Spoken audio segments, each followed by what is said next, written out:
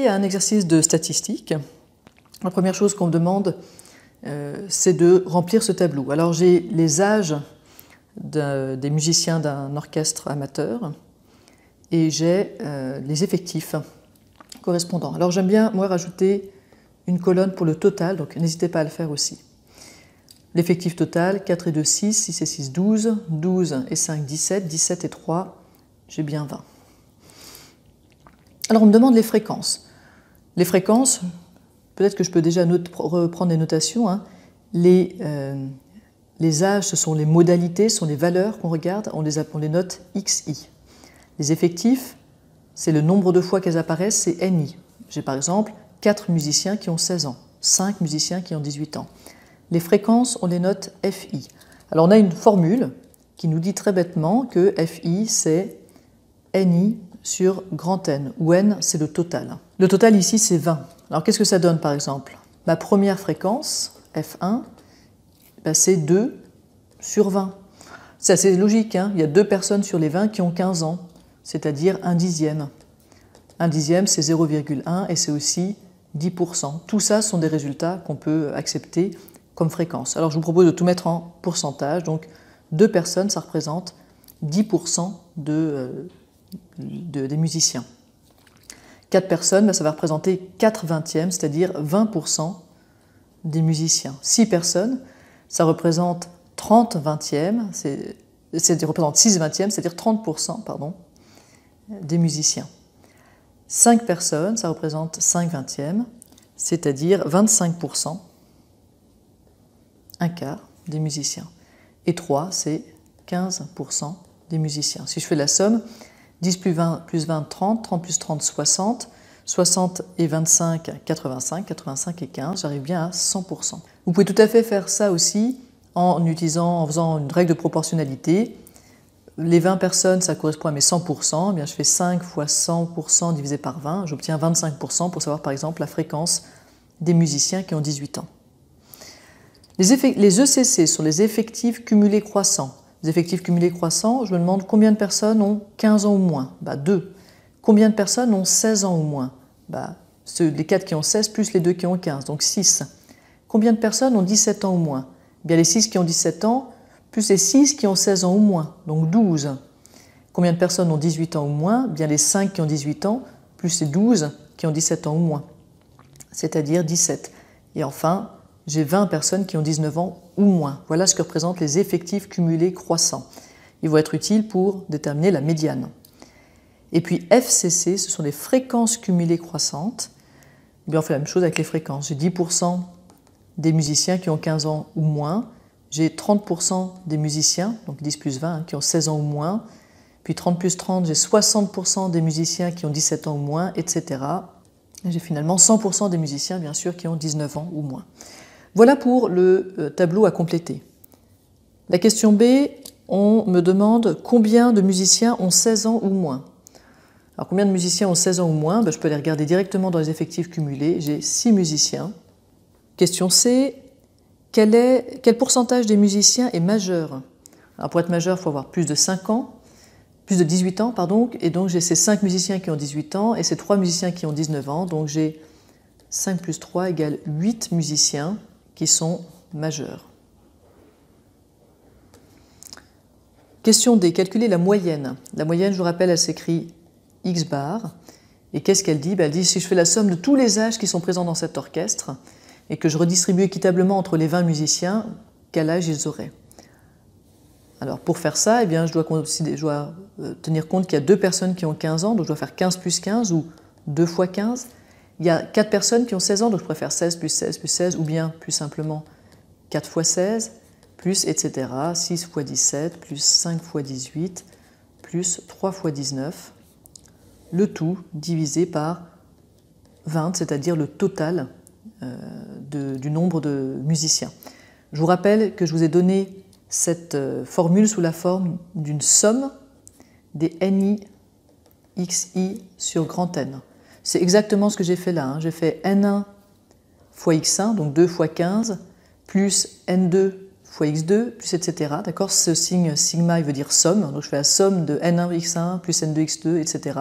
divisé par grand N, où grand N c'est le total, c'est le 20 qui est là. Alors ça se calcule à la calculatrice, mais tant qu'à faire, plutôt que de calculer à la main cette moyenne, alors j'ai marqué la formule, hein, on pourrait vraiment la taper telle quelle, moi je vais utiliser ma calculatrice et je vais rentrer ma table d'âge et effectif. Donc je vous rappelle que pour faire ça, je vais dans Data, sur les stats, je peux refaire un Data pour effacer tout ce qui reste, et puis je vais rentrer donc 15 ans, 16 ans, 17 ans, 18 ans, 19 ans. Et pour les effectifs correspondants, j'en ai 2 qui ont 15 ans, 4 qui ont 16 ans, 6 qui ont 17 ans, 5 qui ont 18 ans et 3 qui ont 19 ans. Voilà, j'ai rentré ma table. Elle apparaît vraiment très explicitement ici. Et maintenant, je vais faire seconde data pour aller dans les stats. Ce que je cherche à faire, c'est des stats à une variable, avec mes données qui sont à la ligne 1 et les fréquences, c'est-à-dire les effectifs, hein, qui sont donnés à la ligne 2. Et j'y vais, je calcule. Alors il me dit bien que mon total c'est 20, que ma moyenne c'est 17,15. Et puis je peux répondre tout de suite à la question suivante où on me demande l'écart type. L'écart type, il est donné ici. L'écart type c'est 1,19 ans. Et je peux aussi répondre à la question qui m'est posée, à savoir qu'est-ce que ça représente cet écart type. Cet écart type, c'est en gros, hein, en moyenne, à combien d'écart je suis de la moyenne. Ça veut dire que si je prends un des musiciens au hasard, eh bien, il sera en gros à 1,19 années de la moyenne, donc à 1,19 années de ces 17,15 ans.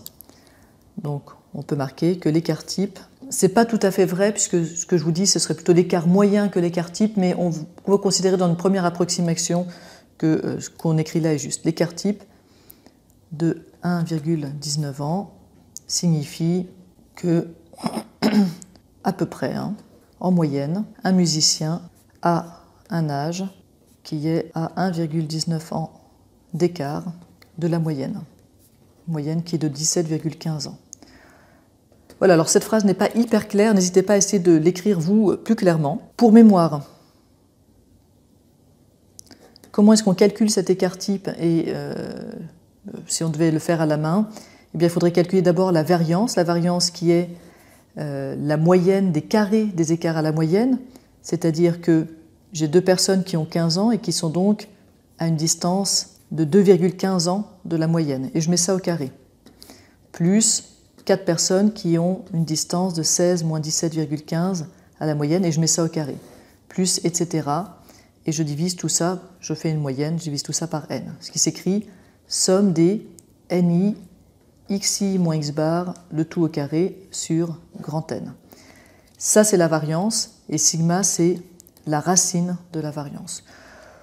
Voilà, on voit bien très vite que ça va être des calculs qui vont être compliqués, que puisqu'on peut faire tout ça à la calculatrice, on en profite.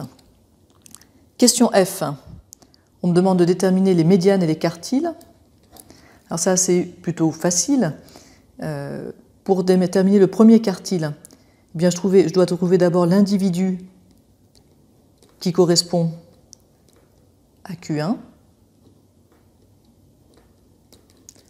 Cet individu, je trouve en faisant l'effectif total plus 0,5, c'est-à-dire ici 20 divisé par 4 plus 0,5, c'est-à-dire 5,5.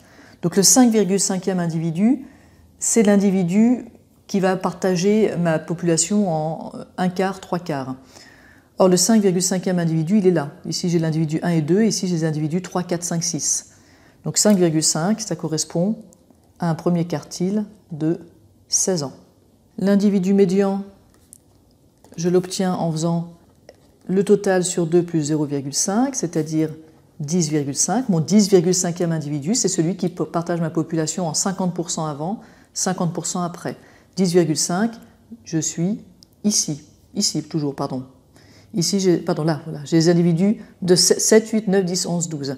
Donc ma médiane, elle est de 17 ans. Et attention à bien toujours vous référer au XI. Qu'on soit sur la moyenne, ou qu'on soit sur la médiane, ou qu'on soit sur le mode, on s'intéresse à une valeur centrale. Les valeurs centrales, on doit les prendre parmi les valeurs. Maintenant, l'individu qui correspond à Q3, que je vais écrire individu Q3 pour résumer, eh bien, je dois prendre aux 3/4 du total de ma population, plus toujours cette petite correction de 0,5, ce qui me donne 15,5. Alors, mon 15,5e individu, il est là, puisqu'ici, j'ai les individus 13, 14, 15, 16, 17. Et donc, mon 15,5e individu, il a 18 ans. On me demande enfin de dessiner le diagramme en boîte et d'expliquer ce qu'il représente. Alors pour ça, je vous rappelle, on va faire d'abord un axe sur lequel on va indiquer les différentes valeurs qui sont prises. On va de 15 à 19. Donc c'est facile, 15, 16, 17, 18, 19. Je n'aurais même plus écarté plus. Je vais faire ensuite un petit trait pour indiquer la valeur minimale, un petit trait pour indiquer la valeur maximale, et puis ma médiane est à 17, mon premier quartile